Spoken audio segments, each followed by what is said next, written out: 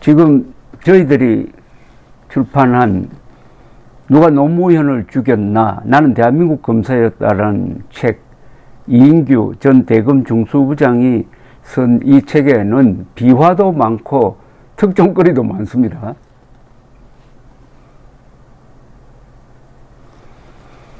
여기서 진짜 충격적인 내용이 있는데 이것은 언론에서 거의 다루지 않고 있습니다. 왜 다루지 않을까?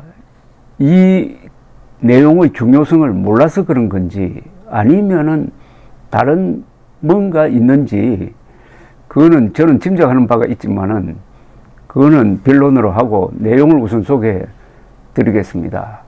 노무현 대통령 후보가 2002년 대선에서 약 50만 표 차이로 이회창 후보에게 이길 수 있었던 두 가지 요인이 있습니다. 하나는 김대엽이란 사기꾼이 나와가지고 이회창 아들 병역 의혹이라고 해가지고 거짓말을 했는데 그게 몇 달 동안 온 언론을 덮었습니다. 그리고 또 하나 있습니다. 이른바 신행정수도 건설이라는 공약을 발표를 했는데 그 내용이 보니까 행정수도를 건설하는 게 아니고 청와대와 대법원, 국회까지 다 옮긴다고 했으니까 그것은 천도입니다. 수도를 옮기는 천도입니다. 근데 그 두 사건이 이회창이 이길 수밖에 없는 구도였는데도 불구하고 노무현을 대통령으로 당선시켰습니다. 나중에는 이 두 사건의 진실이 밝혀지면서 노무현 측이 완전히 거짓말을 했다는 게 드러났지만 그때는 이미 이회창 후보는 낙선된 후였습니다. 신행정수도 건설은 수도 이전을 신행정수도라고 사기를 친 거고요. 그래서 나중에 헌법재판소에서 수도 이전은 헌법 개정 사안이다 라는 판결이 나와서 수도 이전은 되지 않았지만은 또 정부 기능의 상당 부분을 지금 세종시로 옮겨 놓는 아주 변칙적 결과를 만들어내고 말았습니다. 그리고 김대엽의 주장은 사기 이미 밝혀졌을 때는 이미 늦었습니다.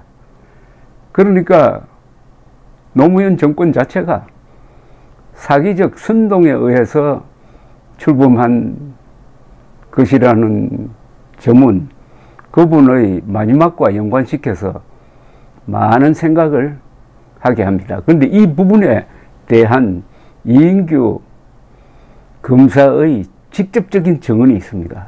그걸 지금 소개를 해드리겠습니다. 나는 대한민국 검사였다에서 이인규 변호사는 노무현 당선에 기여한 검찰의 정치적 수사 비화 하나를 소개합니다. 여기 등장하는 사람들이 이게 바로 정치검사입니다. 자꾸 이인규 씨 보고 검찰이라고 그러는데 이인규 씨는 그냥 대한민국 검사고 지금부터 등장하는 사람이 정치검사입니다. 2002년 대선 국면에서 김대중 정권 검찰 내의 호남 인맥이 사기꾼 김대엽 관련 수사로 이회창 후보의 낙선에 결정적 기여를 했다는 일종의 폭로입니다. 그해 7월 김대중 대통령은 고향이 같은 전남 신안입니다. 김정길 전 법무장관을 다시 법무장관으로 임명을 했습니다. 민주화 이후에 같은 정권에서 두 번 법무장관으로 기용된 이는 그가 처음이라고 합니다. 야당인 한나라당은 이른바 병풍 공작을 위한 인사라고 비판을 했습니다. 저자 이인규 씨는 당시 법무부 검찰 1과장으로서 인사 실무를 맡고 있었습니다. 김대엽 사건 담당 박영관 서울지검 특수 1부장도 전남 신안 출신으로 검찰 호남 인맥의 핵심 중 한 사람이었습니다. 자, 박영관 부장은 2001년 6월경부터 2002년 2월경까지 사기죄로 복역 중인 김대업을 검찰청으로 불러가지고 수사보조요원으로 병역비리 수사에 활용을 했습니다. 김대업이 병무비리 수법 등을 잘 알고 있어 수사에 아무리 필요하다고 해도 이거는 정도가 아니라고 이인규 검사는 봤습니다. 김대업은 병역비리 수사를 보조하면서 수사관 행사를 하기도 하고 검사실 컴퓨터를 이용해 가지고 인터넷 동호회 게시판에 글을 올리기도 했답니다. 그러니까 검찰의 비호를 받았다는 거죠. 그해 8월이니까 한참 대선 국면을 맞아 가지고 나라가 열기로 가득 차 있었을 2002년 8월 검찰 인사를 앞두고 이인규 검사는 박 부장이, 즉 호남 인맥의 핵심인 박영관 부장이 대통령 선거라는 민감한 시기에 한나라당 대통령 후보 아들의 병역비리 의혹 수사를 하는 것은 공정성을 의심받기에 충분하다고 판단을 했다고 합니다. 그래서 상관인 장윤석 검찰국장과 상의했는데 그도 같은 생각이었다는 겁니다. 그래서 이인규 검사는 박영관 부장에게 전화를 걸었다고 합니다. 이렇게 이야기를 했답니다. 선배님이 계속해서 병역 비리 수사를 하는 것은 정치적으로 논란거리가 될 뿐 아니라 선배님에게도 좋지 않으니 이번 인사에서 옮기는 것이 어떻겠습니까? 이렇게 이야기를 했답니다. 박영관 부장은 나도 수사에 지쳐가지고 지방에서 좀 쉬었으면 좋겠다고 대답하더라는 겁니다. 그래서 이인규 검찰 1과장이 그렇다면 내일 아침 일찍 기자실에 가서 이번 인사에서 떠나게 되었다고 말씀해 주십시오. 그러면 선배님에 대한 인사가 기정사실화 될 것이고 이번 인사에서 고향 근처에 있는 큰 규모의 시청장으로 갈 수 있도록 하겠습니다. 라고 했더니 다음날 새벽 박영관 부장이 전화를 걸어왔답니다. 이인규 검사에게 이렇게 이야기를 하더라는 겁니다. 이 과장 미안하게 되었는데 윗사람하고 상의를 해 보았더니 너 혼자 살겠다는 것이냐고 핀잔만 들었다라고 합니다. 너 혼자 살겠다? 이가 참 여러 생각을 갖게 합니다. 그래서 이인규 검찰 1과장이 화를 냈답니다. 제가 선배님께 기자실에 가서 이동 사실을 말해달라고 했지 윗분들과 상의해서 하라고 했습니까? 라고 되물었답니다. 그러니까 박영관 부장은 미안하다, 없던 일로 하자고 했답니다. 자, 이인규 검사와 김각영 법무차관은 야당이 박영관 부장을 지목해가지고 공세를 펼치고 있으니 인사별 발표를 하루 늦추자고 김정길 장관에게 건의를 했습니다. 일단 승낙했던 김정길 장관은 밤늦게 법무부 청사로 돌아와서 인사 발표를 지시했다고 합니다. 박영관 특수 1부장은 유임되어 가지고 계속 김대업 사건을 조사를 하는데 쉽게 결론을 낼 수 있는 김대업의 황당한 주장을 조사하는 데 시간을 끌었고 결과 발표가 문제였습니다. 2002년 10월 25일 서울지검 정현태 3차장 검사는 김대업이 제기한 이회창 한나라당 대통령 후보 아들의 병역비리 의혹에 대해 이를 사실로 인정할 근거와 증거가 없다고 수사 결과를 발표하기는 했습니다. 수사의 출발점이 된 1, 2차 녹음 테이프에 대한 감정 결과 성문 분석을 했으나 판독불능이며 편집 가능성이 있는 것으로 나타났다.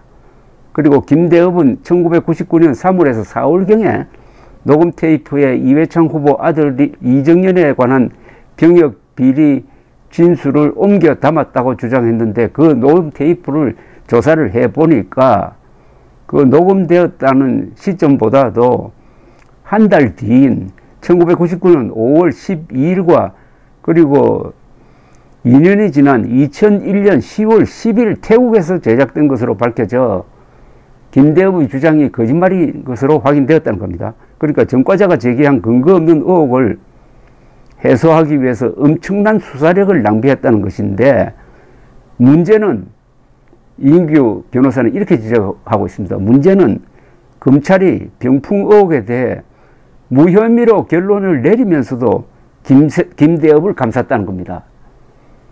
한나라당과 김대엽 간 맞고소 고발 사건에 대해서는 판단을 유보했으며 김대엽의 사법 처리도 추후 결정하기로 했다는 겁니다. 이에 대해서 이인규 변호사는 이렇게 비판을 합니다. 이회창 후보 아들의 병역비리 의혹에 무엇인가 있는 것처럼 어정쩡한 발표를 했다는 겁니다. 특히 발표 과정에서 이회창 씨 아들입니다. 이정연이 당시 체중을 고의로 감량한 증거는 없지만 병무청 직원 등과 접촉하면서 최종으로 병역 면제를 받기 위해 노력했을 가능성은 있는 것으로 보인다고 밝힌 것은 문제였다고 지적을 했습니다. 증거는 없는데 가능성은 있다? 수사 결과 혐의 없음으로 결론을 내리면서 가능성이 있다는 말을 왜 하는가? 저자는 이인규 변호사는 이렇게 썼습니다. 이는 검찰이 예단을 가지고 수사했다는 의심을 사기에 충분했다고 비판을 했습니다.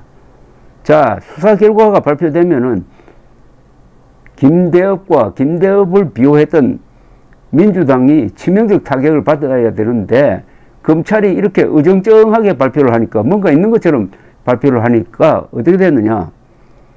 한나라당은 병풍 공작의 배후를 밝혀야 한다고 추가 수사를 요구하고 나섰고, 민주당은 오히려 특검제 도입과 천만인 서명운동 재개 방침을 밝히는 등 정치권의 공방은 수그러들지를 않았습니다. 검찰이 명쾌하게 결론을 내리지 않았기 때문입니다. 김대엽의 허위 병역 비리 의혹 제기 및 KBS, MBC 등 언론의 대대적 보도로 이회창 한나라당 후보는 지지율이 10%포인트 이상 추락해가지고 2002년 12월 19일 제16대 대통령 선거에서 약 2.3%포인트 차이로 낙선했습니다. 이인규 검사는 김대엽의 의혹 제기는 허위 사실로 국민의 정당한 투표권 행사를 침해한 사건이었고, 대한민국 민주주의를 크게 후퇴시켰다면서 박영관 특수일부장은 본인의 검사 경력은 물론 대한민국 역사에도 커다란 오점을 남겼다고 했습니다. 아주 준열한 평가입니다. 그때 박영관 부장을 교체하고 다른 검사로 하여금 불편부당하게 수사하게 했으면 어떻게 되었을까요? 이인규 검사는 대통령 선거가 김대엽의 허위 주장에 영향을 받는 일도 줄일 수 있었을 것이다 라고 했는데, 이 말은 제대로 수사를 해가지고 김대엽의 주장이 거짓말로 밝혀진 그 순간에 김대엽을 즉각 구속하고 했더라면은 이회창 후보가 아마도 당선되었을 것이다 하는 뜻을 내비치고 있습니다. 자, 노무현이 이렇게 당선된 다음에 2005년입니다. 당선된 2년 뒤에 대법원은 뒤늦게 김대엽의 사기 폭로임이 드러났던 이 사건의 보도와 관련해 가지고 오마이뉴스 등에 대해 손해배상 책임을 인정한 원심을 확정했습니다. 이 판결문에는 이런 대목이 있습니다. 대법원 판결문입니다. 2002년 8월에서 9월경 사이에 실시된 각 언론사의 여론조사 결과에 의하면 이회창 후보의 지지도가 병역비리 의혹으로 인하여 최대 11.8%까지 하락한 것으로 나타났다. 마지막에 표차는 2.3%포인트였습니다. 그러나 이 거짓말 보도로 11.8%까지 지지율이 하락해서 회복되지 않았다는 거죠. 이게 뭘 이야기를 합니까? 김대엽의 완전히 사기적인 폭로가 허위 인물 신속하게 결론 내릴 수 있었는데도 이걸 질질 끌고 그래 해서 공방전이 계속되도록 만들고 그 다음에 거짓이라고 발표를 할 때도 명쾌하게 선을 딱 끊는 게 아니라 뭔가가 있다는 식으로 여운을 남겨가지고 결국 이회창을 낙선시켰다. 여기에 법무장관 이 수사를 했던 서울지검의 박영관 부장이 검찰 호남 인맥이고 핵심 중에 핵심이었다는 이 이인규 변호사 이 폭로는 생각 있는 사람이 이걸 밑줄 치면서 읽으면은 아마 이게 바로 정치검사구나. 검찰 내의 호남 인맥이 노무현 정권 탄생에 결정적 역할을 했구나. 이게 왜 책이 나온 지가 이제 꽤 됐는데 이 책을 읽은 기자나 정치인들이 이 대목을 왜 문제 제기하지 않을까요? 그게 궁금합니다. 감사합니다.